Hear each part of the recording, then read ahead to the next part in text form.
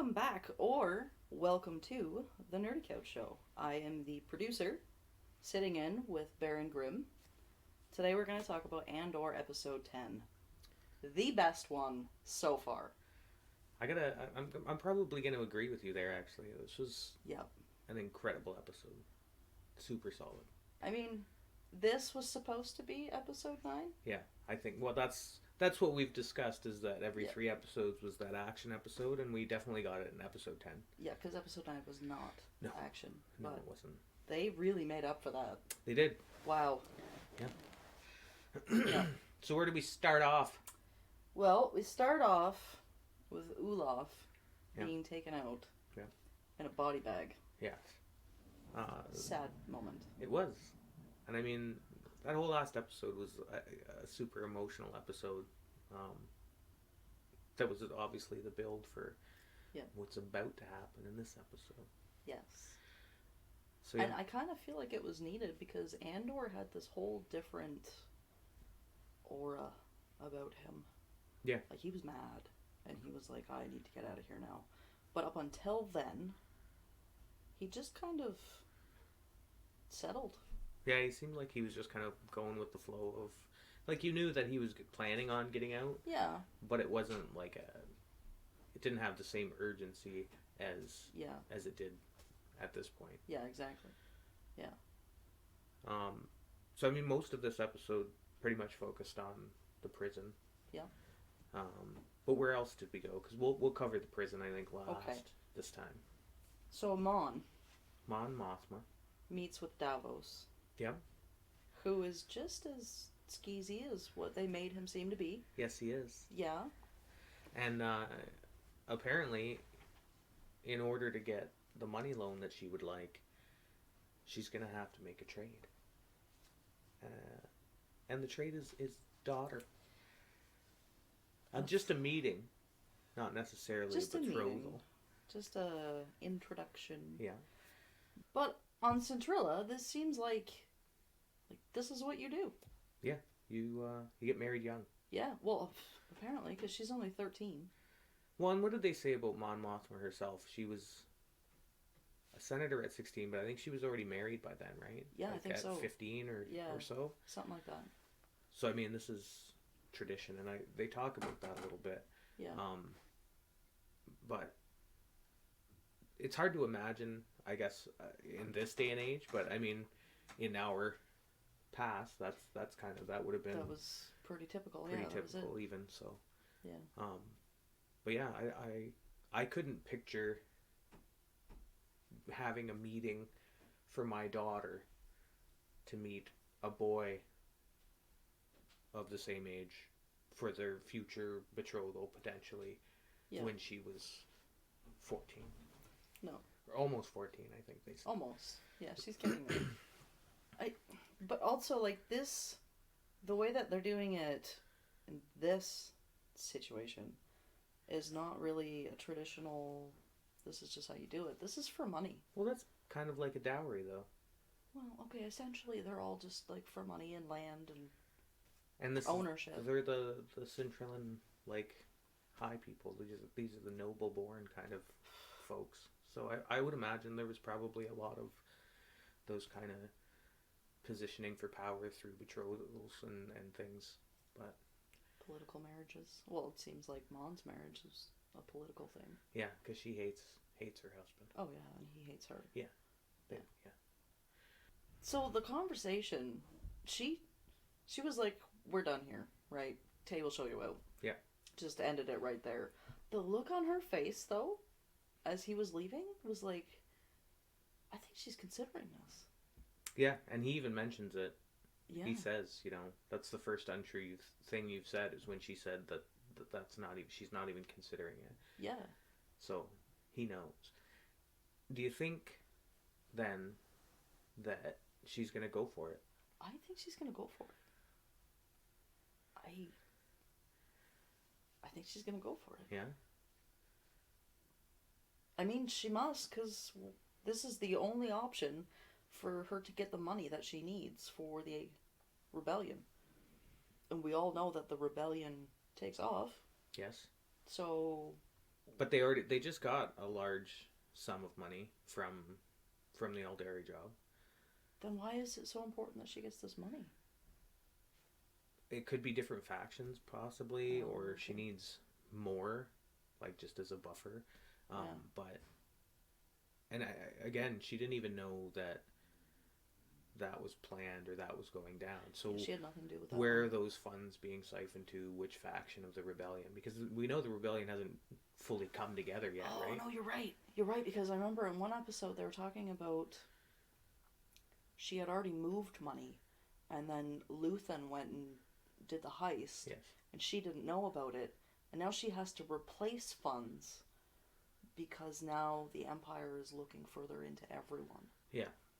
So that's what it is. She's in such a hurry to get this money because then she'll be known. They'll find out if she doesn't replace the money that she took. Possibly, yeah. Yeah, she's siphoning money into different charities. Yeah. Around.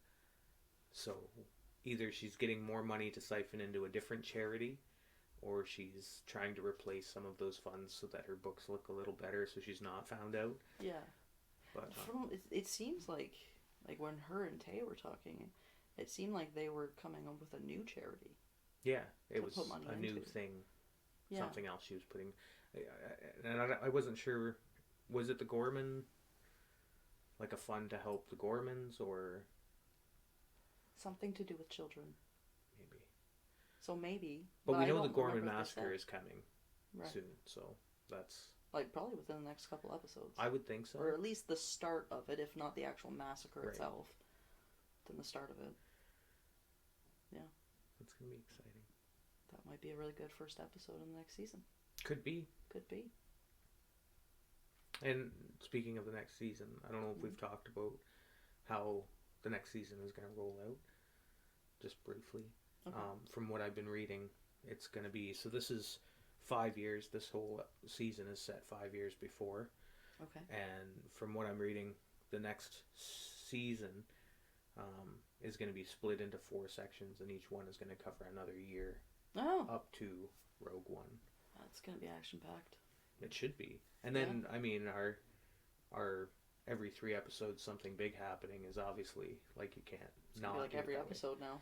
You might have, like, the odd filler in there. Story well, building. And if it's another 12 episode season, then every 3 episodes is the end of the year. Yeah. So, it's going to be popping. Fresh out the kitchen. No, he said that. Anyway. Who else do we cover? We do get to see some more of Luthen. We do. We finally get to see Luthen again. Yeah. I was wondering when we were going to see him.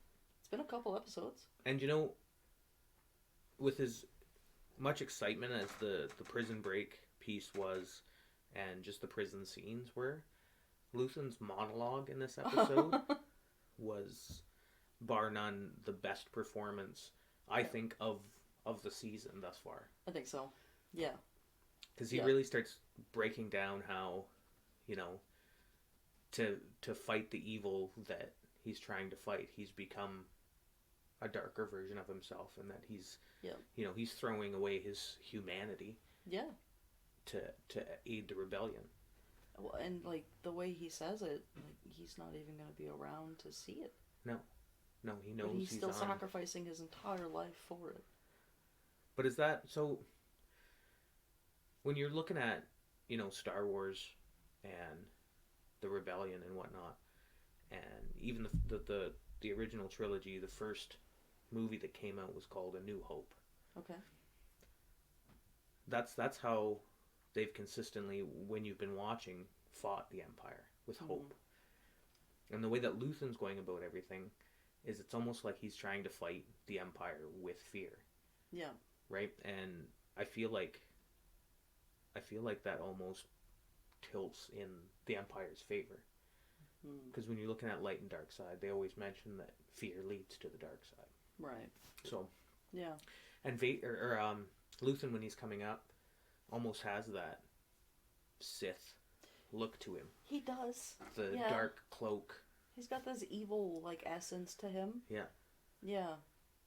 But I don't know if that's just, like, crazy determination, or if he really I mean, he was willing to sacrifice 50 people. Yeah. So that Lonnie wouldn't get found. Yeah. And because he needs them. Because he needs them where he is. So is he actually evil? Does he have a dark side? I mean, I know that there's rumors going around that he's a Jedi. Yes. I have seen some of those rumors that he might have been a Jedi or a fallen Jedi or a Sith or something. Yeah. Which, I mean, they foreshadow with his whole look. Yeah. In that monologue piece, but yeah. I don't know. I feel like Andor doesn't need a Jedi or a Sith. Like it's storytelling and acting and everything about the show thus far hasn't felt like you needed to have a Jedi come in. You know what I mean? No.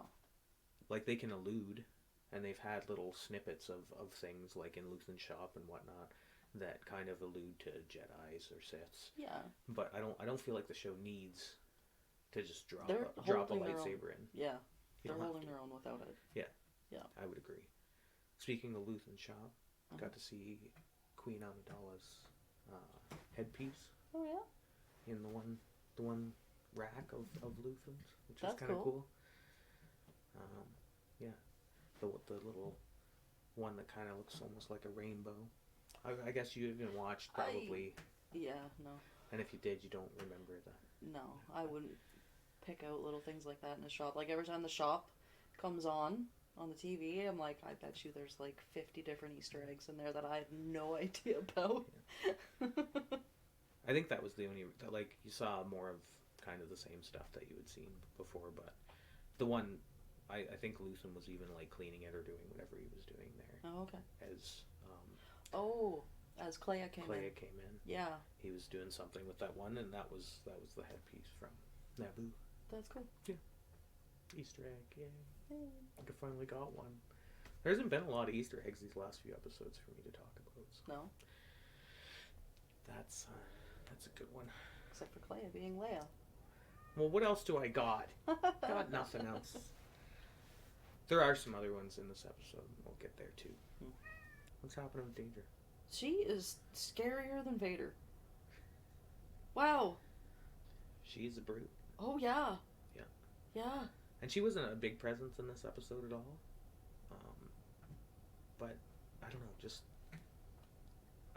her again. It's another. She performs so well. Oh yeah. That when she's on screen, like, you pay attention. Yeah. Like you're paying attention to her. Yeah, you're almost like afraid to look away. Yeah. Right, because she's kill gonna you. notice. Yeah. She'll kill you. She'll call you out. Yeah. That'll be it. Done. She'll force suffocate you. If she was force sensitive. I think she's a Sith. Do you? No. I don't think so either. I think if she was force sensitive and that high up already, that Palpatine or Vader would have already taken notice. Yeah, absolutely. Yeah. But were you surprised about Lonnie? Double agent? Well, you gotta have some double agents somewhere. I mean, I assumed that Luthen would have at least one in there. I didn't think it was going to be him. No? No. Well, because he's almost like a Weasley kind of dude, too. Yeah. Himself. Yeah. But I wonder if he is actually... Okay, aside from him trying to get out because now he's got a kid. Right. But do you think he's like an actual weasel? Like in real life? In the show real life? Or do you think he's putting on an act when he's at ISB so that they don't pay enough attention to him? I think probably he's just staying under the radar. He's just in the right spot. Yeah. He doesn't want to go up any higher, obviously. No. Or that's going to be more work and more eyes on. Yeah. So he's in a good spot. So I think, maybe he's just playing the part. Plus, he's super nervous at this point, right? Like, he's scared. He's scared he's going to be found out. So. Oh, yeah. Well, I mean, I would be too with her. Yeah. He will be found out. Do you think he's going to die? Shall we make a prediction on this? I think we can. Yeah. I think it's fair to say that at some point he's going to get caught, I think. Yeah, I think so. Because he's a big-ish character in the show. Yeah. But not really, because you don't think about him until you see him. Yeah. Right? I think they're going to kill him off. And I think you see, like, I don't know that I paid as much attention to him as I did now. Yeah. That it's been shown. Now that you know. Now that I know, I'm like, oh. Yeah. Makes more sense that he's kind of been in those background scenes and kind of floating around and doing stuff like You start to remember, like, oh my god, he was in all those scenes. Yeah. Oh, wow. So he's always got the eyes on him. Yeah. It's a good spot. Yeah. I was surprised. I had no idea. I wouldn't have. I wouldn't have called it. No. I thought maybe the guy that is, like, Daedra's assistant. Yeah. I thought maybe him, because he's so gung-ho. Yeah. But I thought maybe he was putting on an act and he was actually a spy. Yeah. But, no. I mean, Didn't get it. I should just not theorize, because I'm always wrong. You almost had the one. The every 3 episodes. I almost had that. It's close. So close until episode 9. And they were like, no. No, that chick from Nerdycouch? No. Let's prove her wrong. They watch the show. They do watch the show. Yeah. Absolutely. Absolutely. Let's get to prison. Okay. So the planning process has been set in motion since before. Yep. Olaf's death has just pushed everything to the forefront. Like, it's time to go. We're going now. Yeah, all of a sudden, this is happening tomorrow. Yeah. And Snokes is on board now. Yeah. I'm going to just call him Snokes. Okay. There's a theory now. There's a lot of people saying that's Snokes. Right, that he gets left behind because, as we saw, he can't swim. So he didn't get away. Okay. So does he get left behind, found by Daedra, taken, tortured, and then experimented to create those clones that they create? Maybe. I could see it. It's something, and I mean, at least it'll let some character building happen with the Snokes, because if you've seen the last 3 movies, Snokes was such a disappointment because it felt like he should have been something bigger. Okay. And then they kind of just made it fall flat. So it was like super disappointing. Right. So if this opens the door to kind of fill in Snokes' story so that you get to see how he gets to that point and then really develop the character, maybe those last 3 movies won't feel like crap. Maybe. I mean, this would be a good opportunity for them to do that. Right? Instead of just having this character that everyone absolutely loves just die off. Right. Right? Like, I was so disappointed that he got left behind. And I don't know, the look on his face when everybody was leaving was just heartbreaking. Yeah. Like, it was... Yeah, like, I feel like Andor might not have left him. But he got pushed. Yeah, I felt like he was going to stay and say, wait, let's figure this out. We have to, we're going together then. Yeah. I'll help you, or whatever, right? But then he got pushed over. Yeah. And, well, he can't get back up there. No. So, let's rewind. Okay. Back on the floor. Mm-hmm. New guys coming in. They've got a plan. Mm-hmm. The boss is on board now. He's keeping everybody in line. Mm-hmm. And they're ready to go. Yeah. Initially, I wasn't really sure what was up with the water. Because they were sawing that line. Yeah. And I was like, does water make the steel not conductive? Because now you're all standing in water. And I was like, this seems like a bad idea. Yeah. Water and electricity. Yeah. Until they jumped up to the tables, and then I was like, oh, they're sorting it out. Yeah. Yeah. Oh, that's freaking genius. Brilliant. Wow. Okay, cool. And yeah, it was an awesome move. A lot of prisoners just get straight shot up. Oh my god. That you thought maybe would have, There was a few of them, yeah. Like the redheaded dude. Yeah, I thought for sure he was going to make it. And no. Because he's been talking to him so much. Yeah. Just blasted. Yeah. Pew. Yeah, he just died right away. And I was like, what? Didn't even, I thought, oh, maybe he'll get wounded and carried out. They just straight killed him. Yeah. Just straight killed him. There was a couple that I was like, they've been pretty prominent in the last couple episodes. And I thought for sure they would at least make out the rest of the season. But, no. Not happening. No.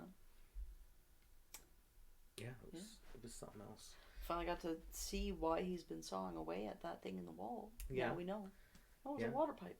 Didn't know. Didn't look like a water pipe. No, it didn't. No. But I mean, I don't know. I've not been to a lot of prisons. Well, no, so neither have I. I don't know what the water pipe really looks like there. Especially in like the Star Wars world. Yeah. Not ever been to one of their No? prisons. No. Well, no. You gotta visit. Yeah. It's an experience. Kind of looks like I don't want to. That prison, by the way, when they look at it from overhead, looks like the Imperial cog. It does. Yep. Yeah. Which I thought was a nice touch. Yeah. Because they're just another cog in the wheel.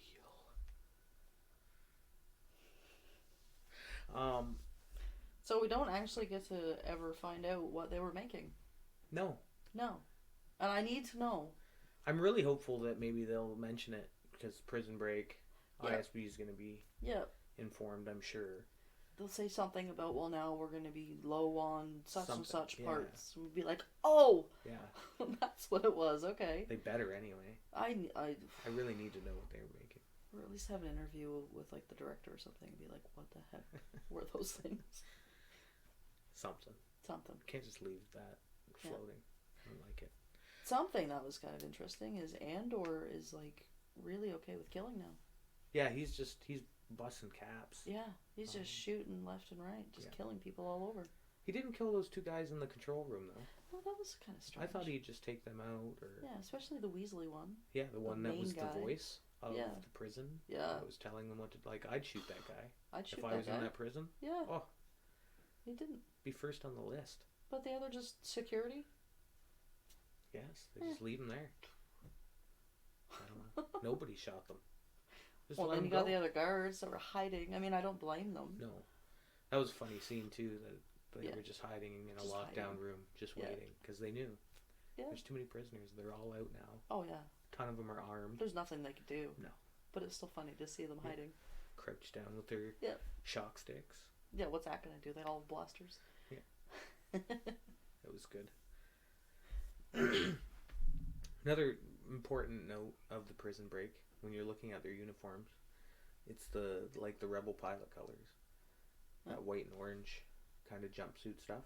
Oh, okay. That they've got, which I thought was a nice kind of segue into this is the beginning of the rebellion, and those are the colors kind of that they were using. So it's like symbolic. In Rogue One, they use those colors because that's cool. Yeah, it was pretty cool. They put a lot of thought into this show. They really do. Like, they hide things in plain sight fairly well. Yeah. Which I thought was great. Yeah. What else was interesting about Prison Break? What I found was interesting was I thought for sure, and so did millions of people online, that they would need a pair of boots. Yeah. They bypassed the boot. I know. I was waiting for them to grab boots. Yeah. And then I was like, wait, they don't need boots. I think did he not mention, like, boots? Yeah, I thought he on mentioned the initial boots.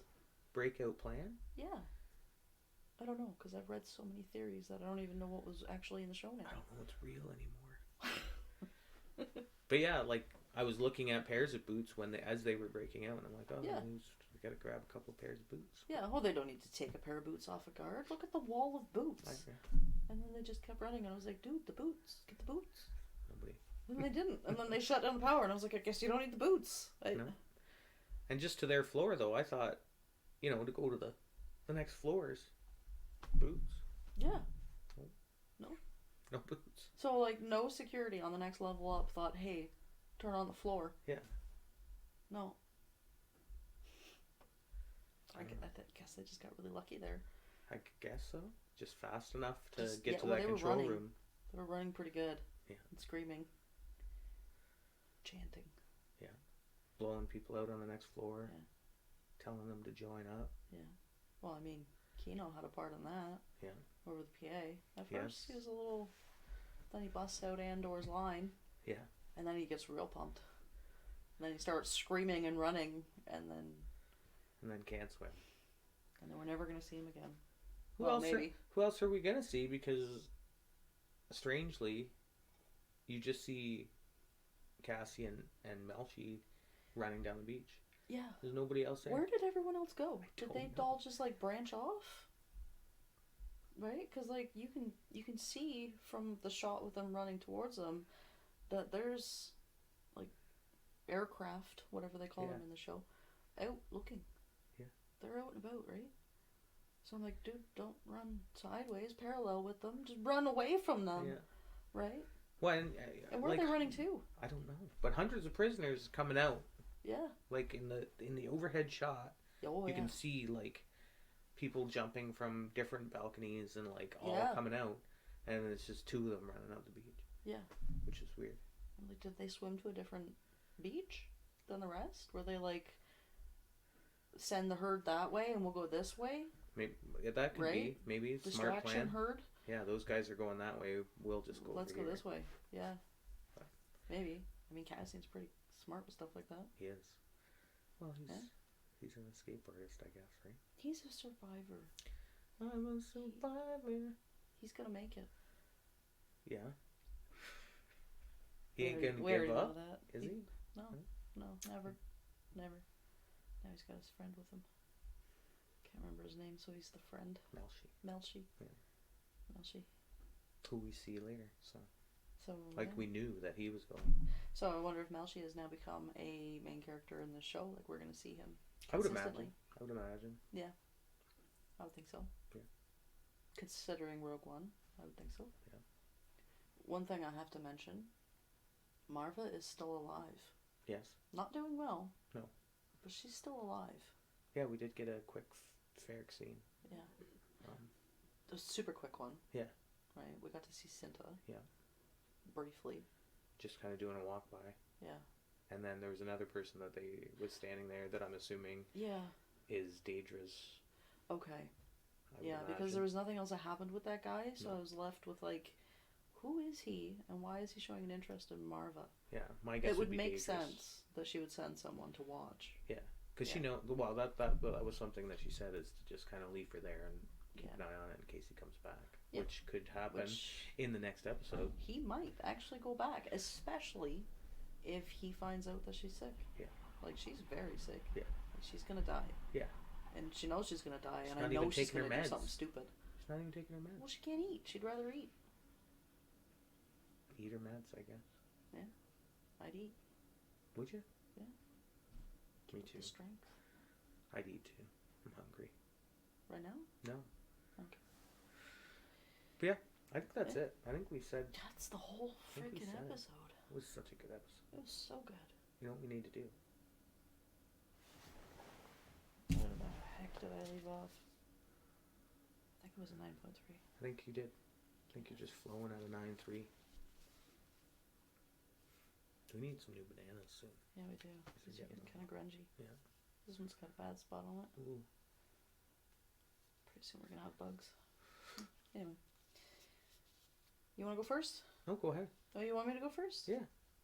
Love hearing. I bet you I'll whisper it to the audience. Okay. What I think.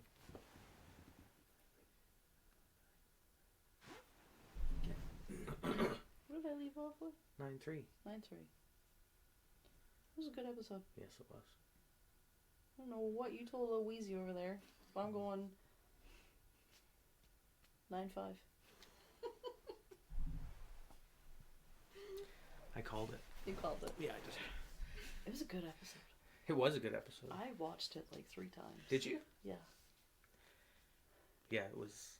It's, you know what? I'm gonna jump up with you. I think I left at a 9.0, and I'm gonna kick it to a 9.5. Like, yeah. It's again, for Luthen's monologue alone, you could put it to a 9.5. Yeah. And with the rest all coiled in there, it was the best episode of the series. And it was as like blaster action packed as the Aldani thing. No. But Luthen's monologue, prison break, and just some general story development, 9.5 is an easy go. I don't think I've been as excited for the next episode as I am right now. I'm pumped. For these last 2 episodes, I can't even wait. Mm-hmm. Yeah. Yeah. Gotta say, this is probably